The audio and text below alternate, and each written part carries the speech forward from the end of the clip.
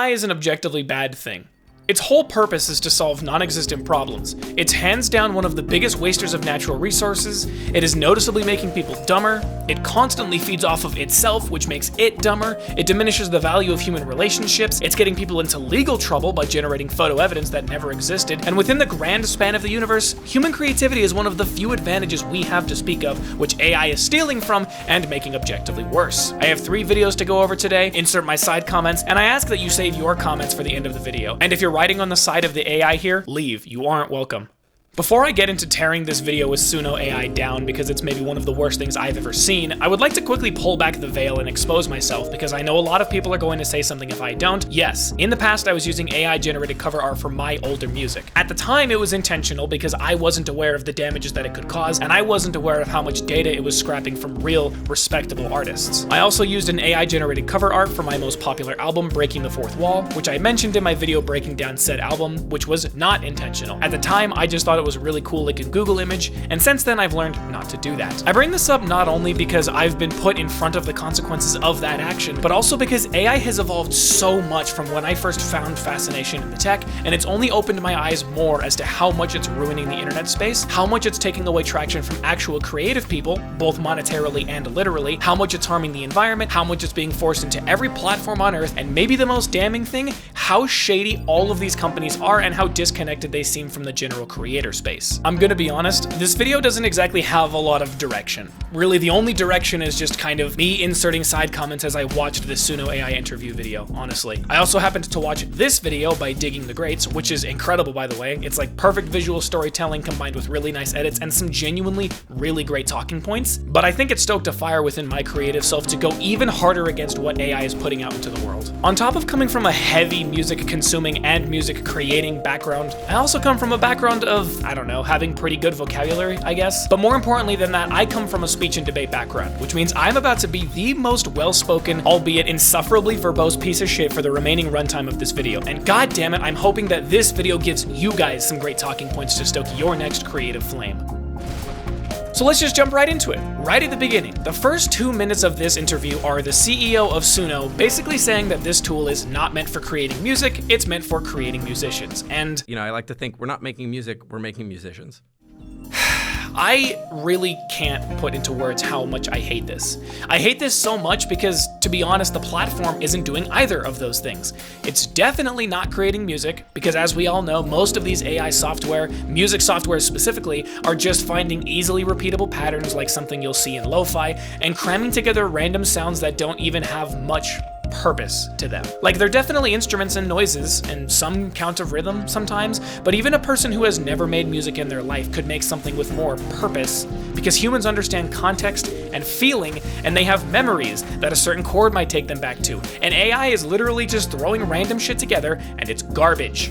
On top of that, we basically know that all of this AI-generated music is just designed to fill more playlists so people can have more music to listen to when their heads are empty and can't be bothered to find music they actually have a passion for listening to, which is diluting the already minuscule royalty potential and traction that these streaming platforms provide. It also isn't creating musicians by any means, because anybody who wants to use a Suno AI track or any of these models won't have the capacity to actually do anything with what they're given other than just release it. If the song is fully generated by the model, then there's no producer. If the stems are fully generated by the model, then the person's not going to do anything with them. And that's not even to mention the convoluted difference between a composer and a producer and an artist and a musician. So if I wanted to be a pedantic piece of shit, and today I think I do, no, you're not creating musicians. These models are barely creating anything that can be deemed as music. And we already know that music has come out of these programs like Suno, and they've been struck down by copyright laws because, hey, every platform that is utilizing AI to generate media is scraping information from all over the internet while trying to stay on the down low as much as possible. The next question asked by the host, who, by the way, at the top of the interview said he'd created about 25 songs using Suno by that point, like, no the fuck you didn't. The host of this show was clarifying exactly what the CEO meant when he said that music should resemble video games, and the CEO essentially said that video games are rich, interactive experiences that can oftentimes be made better with friends. The thing about video games is that they're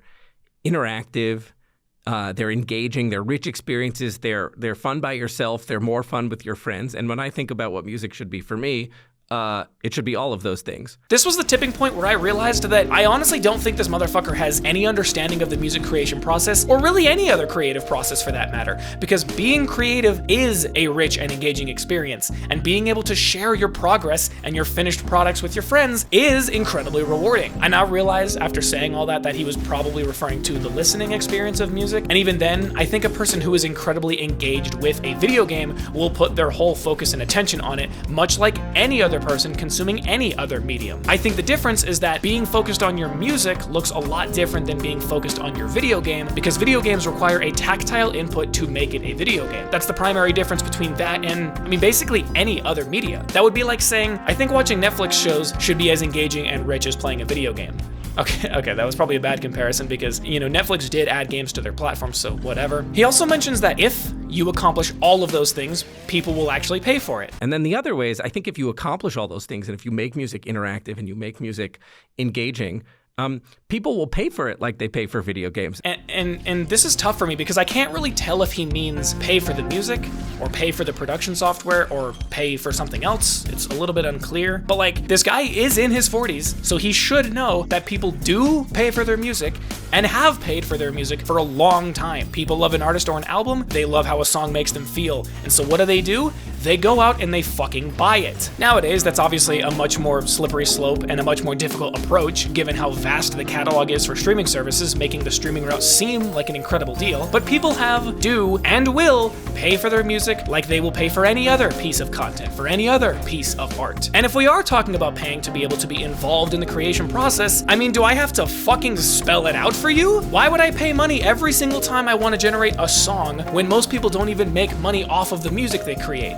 I know you might then come back and ask me, well, why would I pay money to buy a software to create music when I don't get paid for my music? I don't know, man, because it's fun? Because it's enjoyable? Because it's a fucking hobby? Why are you paying for your video games and your streaming platforms and your general hobbies when you don't get paid for them? I don't really know why I decided to just make up some fake argument. It was just to prove a point that, you paying for your hobbies does not mean you have to get your money on return, so why would I pay money every time I want to make a song, in air quotes? Mikey here wants the music industry to be more valuable. I do just want to go back into something you said there, which is we're not cheapening music, we're making it more valuable. When you increase supply, it reduces the price. You are making supply infinite. Does that not reduce the price? So how the hell are you going to do that when you increase the supply of a product to a value of infinity? His answer is that the value of each individual piece is reduced, which I might add is already pretty fucking low as it is, but that the value of the medium itself is increased to individual people and to society at large. I think it reduces the average value of any given piece of content,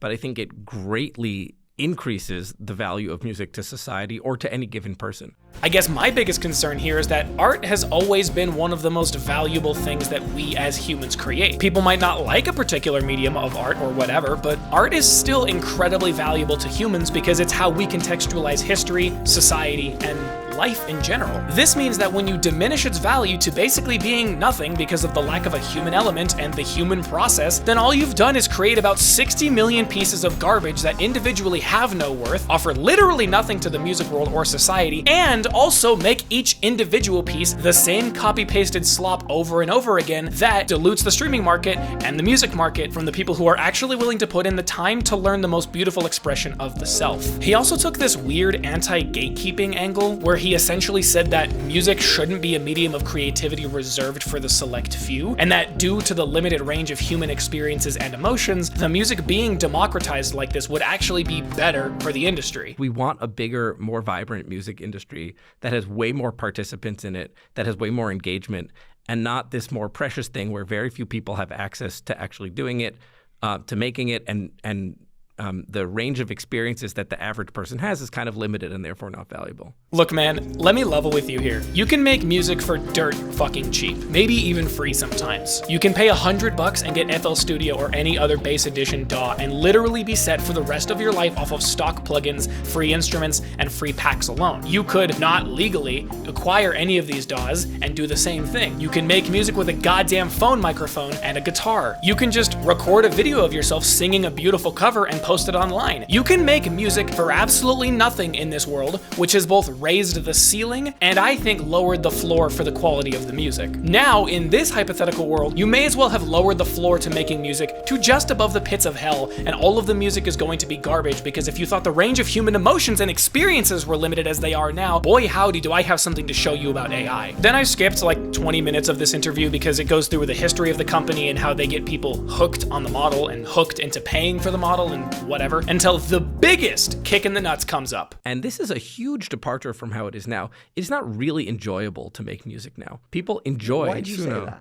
It takes a lot of time. It takes a lot of practice. You need to get really good at an instrument or really good at a piece of production software. I think the majority of people don't enjoy the majority of the time they spend making music. Is this guy actually insane? At first, I said this guy knows nothing about consuming music, because how in the world do you just proclaim people will pay for this, as if they haven't already been paying for the consumption and production of music? And then you pull this? Who the hell are you talking to that doesn't enjoy making music or doesn't enjoy producing art? Who the hell are you talking to that actively participates in making something and doesn't enjoy it? Because in my estimation, the only people I can think of who create without the joy of creating are people who are just doing it for a paycheck, like making some corpo garbage background music, and are probably miserable as shit. But this is that portion where I can really appreciate how ridiculous everyone in the comments thought this statement was, because a lot of those people are musicians. A lot of those people in the comments are musicians, and they're poking at the irony that this guy is basically telling us that making music is not enjoyable for most people, but writing down like 2 sentences and having this AI spew out the most uninspired piece of shit that is still somehow a carbon copy of the last 600 pieces it generated is. I haven't even discussed how detrimental this whole thing is on copywriting, because that's a whole big fucking mess that I don't really want to get too deep into, because Venus Theory already did that for me. No matter how well-intentioned your AI slop music is, people are always going to use it to generate music that sounds kind of like something else, or use it to generate music that is otherwise copyrighted, or use it to generate music that they didn't want to pay the license for, and then get into this huge issue of copywriting that music, even though you don't technically own it, and the original artist could get copyrighted for the music that you generated because it sounded too much like them, and AI as it relates to copyright is just a huge, big fucking mess as it is, and now it's suddenly so much worse. There's also this one little offshoot question where the host asks him, basically, in your ideal world, why aren't these two systems, Spotify and Suno AI, merged together? And Mikey here seems to have an issue with separating the experience of making the product and the experience of consuming the product, which I find kind of strange, because like video editing software is different from YouTube, right? From a customer perspective, at the very least, it would just be a bummer if I had to go to 2 different places. You know, I don't know if there's any content. You use Spotify. I don't know if there's any content that you know about that doesn't exist on Spotify that you're looking for, but it's a huge pain in the butt to go to another app to go find it. There shouldn't be like a set of fun experiences around making and sharing music, and that is somehow disjoint from all of the other music that you listen to at a party, while you work out, while you're in your car commuting, whatever it is. Together, these things are much bigger than if you just separate. How do you think artists feel about Suno? The bombshell has been dropped. How do artists feel about Suno AI? I'm just gonna tell you right now, I know for a fact that the response is overwhelmingly negative. And I actually refuse to believe that anyone he talked to said that they like the application, because most self-respecting artists are not going to resort to AI programs that literally take away the thing that makes them enjoy making music. I do specify self-respecting because there are some artists that are not self-respecting and will probably use it anyways, and I don't want to lump them into this. It's a biased sample of artists that I speak to, but the vast majority of artists that I speak to behind closed doors admit that they use and love Suno. I like the specification he provided of behind closed doors, because my tinfoil hat theory is that this only was mentioned because if that verbiage was not used, the host would have probably asked for his source like a million times, of which I can't say he has. I don't know that he has that. One subtle thing to keep note of here, because it just furthers my narrative that they're trying to keep things as vague as possible. If you're trying to pitch this as a usable product, then why was none of this music that you're basically advertising as God's gift to the music industry ever shown or used in the interview at all? If you're so proud of this generation software and its ability to generate music rivaling that of a real human-created track or whatever, then why are you keeping it so secretive? Well, my theory, if you take a look at the consensus for AI companies, a lot of them get millions of dollars in funding, even though about 95% of these companies fail. So you're not only stealing music from actual artists, but you're probably trying to hide the fact that as a business pitch, you're basically flopping. You're just pitching it this way to get tons of people to give you tons of money to try and continue to grow the company, because you know that otherwise you're gonna flop. It's also very distasteful seeing seeing a lot of these interviews being conducted with the CEOs of these AI companies, because I know that a lot of the spearheads behind these companies know little to nothing about the medium in question. The only thing that they know is that people make money off of the medium, and so they are, in a very roundabout way, aiming to make money off of everyone else's art. After that headache of a question, they get into the nitty-gritty about how this platform would theoretically work with bigger artists, where, say, someone like Drake comes to Suno and asks to do a collab of sorts, where Drake has full control over his portion of the deal, but in return gaining an unlimited supply of music that sounds like him. And straight up, this might be the most egregious example of what I just mentioned. Imagine Drake doing a deal with Suno AI, and now suddenly he has a new set of releases every 3 months or whatever, but all of the songs sound exactly like the things he's been putting out in the past. That's exactly what you're gonna get if they choose to go down that path. And I don't think Drake is down for that, despite him doing the whole AI Tupac thing or whatever, nor do I think his fans would appreciate it very much. However, Mikey does go on to mention that in Suno's current state, you can't ask it to explicitly copy a big artist name because, quote, Suno is for original music, it's not for impersonating people. Does he think that we don't know how AI models work?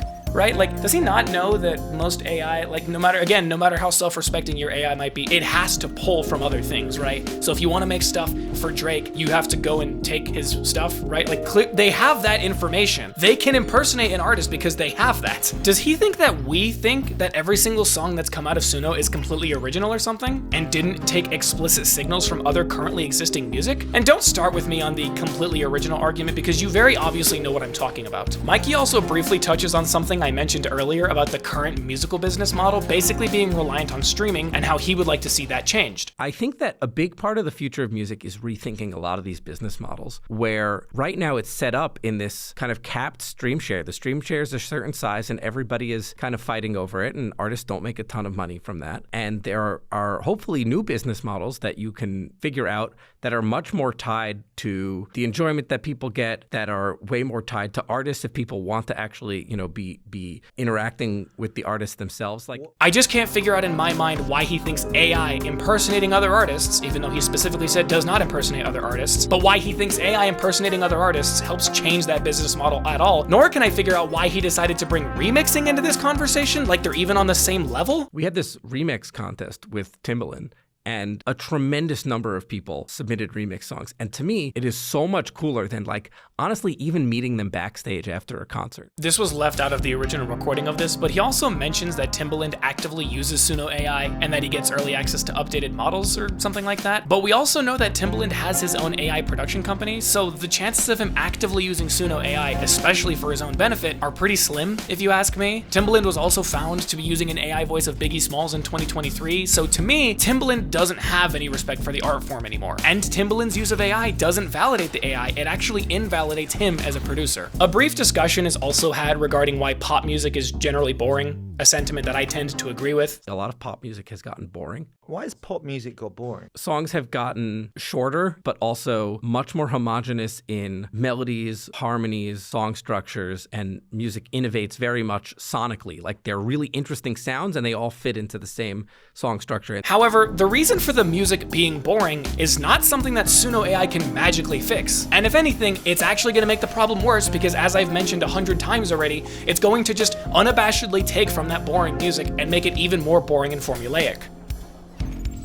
I'd like to take a step back for a moment and collect some of my thoughts that were forming surrounding the general premise and concept of what Suno AI is proposing. I generally think that the AI is destroying the internet, it's tricking more and more tech-illiterate people with AI-generated images, it's making the general internet more and more difficult to traverse because it feels like every other image on Google Images is generated by AI. The AI models are getting better and better, which is making it more and more daunting to figure out what is and is not AI because, frankly, I don't have time to run every single image I download through an AI checker just to have it potentially be wrong. And even though I've mentioned it once before, I cannot begin to describe how painful I imagine this is for honest-to-God artists just trying to get their work out there.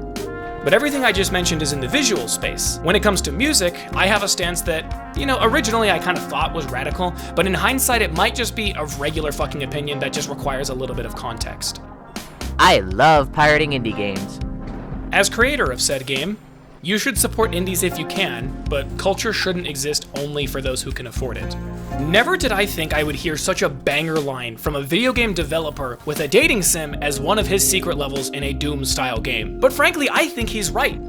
In an age where things are becoming more expensive than ever, the cost to develop games and any other interactive media are skyrocketing, and the average person barely has enough money to even get by, you support where you can, and you consume culture where you can, but the two do not always have to cross paths. This phrase, culture shouldn't exist only for those who can afford it, has stuck with me ever since the tweet blew up, and it's fundamentally altered the way I think about media consumption. I believe there's nothing inherently wrong with using loopholes to get around paywalls for easily distributed pieces of content, such as movies, games, and music, mostly because I also believe that in the end, most of those people, if they are financially able, will pay it forward and end up giving you their hard-earned cash. That, in addition to the fact that there are many more people who are happy to pay for the product from the beginning compared to those who don't want it or can't. I guess what I'm getting at here is that you shouldn't allow money to be the literal gate keeping you from experiencing something you love or might love. Of course, there are exceptions, like people paying for specific pieces of visual art, for example, because the money you would be spending on that piece of art directly goes to the person who made it, but you know. With all of that being said, you might be noticing how this all seems to clash with the thing I said earlier about being lazy and using AI for making cover art. The fundamental difference to me lies in the very easily defined line between being lazy and being poor. People who lack the necessary resources are still able to learn how to create and consume art. There are free art museums you can visit, there are free art platforms that you can use to listen to your favorite songs, there are free programs that you can use to make any kind of art your heart desires, and more importantly, even if you pirate a piece of software to do any of those things, your human spirit and ingenuity is still present in every second spent making something. I condemn my former self who was not aware of the deleterious effects of AI. Shit, I think most of us fell into that camp in 2021, to be honest, but in the modern age of AI running the internet, there really is no excuse for you being ignorant to what it does to get you the product you asked for, what it does to creatives, and what it does to the planet. I also have to be a bit abrasive here and make a point that I don't give a shit if someone, or even hundreds of thousands of people, are pirating a software from a multi-billion-dollar company. They'll be fine. And to be very, very honest with you, in my personal opinion, if you don't want to go through the work of learning how to make a song, learning how to mix, learning how to master, learning how to do any of this, I don't fucking want you doing the thing, okay? If you don't even have the want to try and make something, if you don't even have the heart to be bad at something for a little bit to eventually get good at it, I don't fucking want you making it. That was 20 minutes. That was 20 minutes of talking, and that was written 6 months ago. It's been 6 months since I last touched this script, mainly because initially I thought I just needed a place to release some steam about this whole AI bullshit and what it's doing to the internet landscape. Now I have a properly formatted second channel where this kind of thing belongs, and you're going to see the rawest form of myself until I make sure that all AI sympathizers are out of my corner of the internet. There's a whole 6-minute section where these two talk about rapid change and whether society should be fearful or hopeful for this kind of change. Mikey says something that sounds rather profound at first. To whatever extent, there are two sides of this thing. There's like the old industry, and then, there are the disruptors. There's one thing that both sides will agree on. Well, we know it's coming. We know it's inevitable, meaning AI. This is a really bad thing to say because in both cases, this is basically just putting your hands up and being like, it's coming. I don't even have to do anything about it. The future is ours to build. I always love the angle of take things into your own hands so that you can guarantee quality. But then he goes and says this bullshit like, or we can just wait and someone else in another country, not bound by US laws, not with the same intentions, will build a worse future. The thing that really stings about this is that this interview came out 7 months ago at the time of my return to the script, and not only is the US not bothering to regulate AI at all, but they're actively protecting it in some circumstances. So I don't see why he has the opinion that the US government of all bodies are going to protect us from the potential bad future with AI. I suppose you could argue that because Suno AI could blow up to be an absolutely massive corporation, the US government by proxy would probably protect them specifically, but this can go one of two ways in my eyes. Either one, AI is not regulated, and then suddenly your platform caves in or is usurped by another company that is even more shady than you are. Or number two, AI is regulated and protected, which keeps your business safe, and then you have millions of creative individuals boycotting your service because you're literally trying to strip away the humanity from a human-based form of art. This whole other country rhetoric always felt so hostile to me, and it always feels like a scapegoat to just let the US citizens trust us because we totally didn't just vote to prevent AI regulation for the next decade, right? Right? One would be like a group in another country that doesn't want to follow the laws will make it so that you can, without permission, impersonate your favorite artist and just make endless copies, endless Ariana Grande songs without giving a cent to Ariana Grande. Newsflash, fucko, that is already happening. With US-based services, that is something that literally anybody with like $20 to their name can go do. Verified artists are already being looped in on collaborative songs with people who made an AI-generated song, and because that artist's name is on the tin, it's racking up millions of streams. Verified artists are having all of their music taken down because people are creating AI-generated playlists, then putting that verified artist's music on the playlist, then reporting the playlist for botting streams. Verified artists are already having their music released under their name with no collaborators by some dickhead using AI tools, but most of the music industry does not care because it isn't Ariana Grande or because it isn't some big name artist. This shit is already happening in the music landscape, and you want to tell me that this would only happen not under the US watch? You're ignorant beyond belief to the point of me being unable to make a joke about it. You remember that thing when Drake wrote that diss track on Kendrick Lamar and used an AI-generated Tupac voice? This shit is already happening. He also mentions this second scenario where I would hate for the future of music to be you open your phone, you open an app, you hit play, and it knows everything about you. It knows what you did this morning. It knows who you texted yesterday. It knows your mood. It like has your Apple Watch, it has your heart rate, and it just streams you endless music that only you're going to like, that is just hitting that nerve in your brain. Frankly, I don't think that's an issue with AI music. I don't think that's Suno's problem. That would generally be a massive overstepping of AI that is nowhere in Suno's ballpark to even be speaking about. And if that was ever even a consideration for the future of AI as a whole, Suno would kind of be the least of our concerns. He specifically mentions that this second scenario is bad because it takes the socialization and community out of music, and that it is objectively worse to listen to a song by a big artist than it is to use AI to make a slop song for your partner, because you don't actually get to talk with the artist that made the real song, even if you really like it. Because as I said, I created a song for my girlfriend. Is that good? Like, do you want it? That's fantastic. No, that's at least that's two. You made it for somebody. Yeah. Like, that is so much more social than what exists now, where you listen to music from artists, you love the music, and you see a piece of yourself in the artist, but you don't actually interact with them. You making a song for your girlfriend is amazing. It's really taking a parasocial angle that I don't like, and it removes all of the other social aspects about music that are just completely ignored here.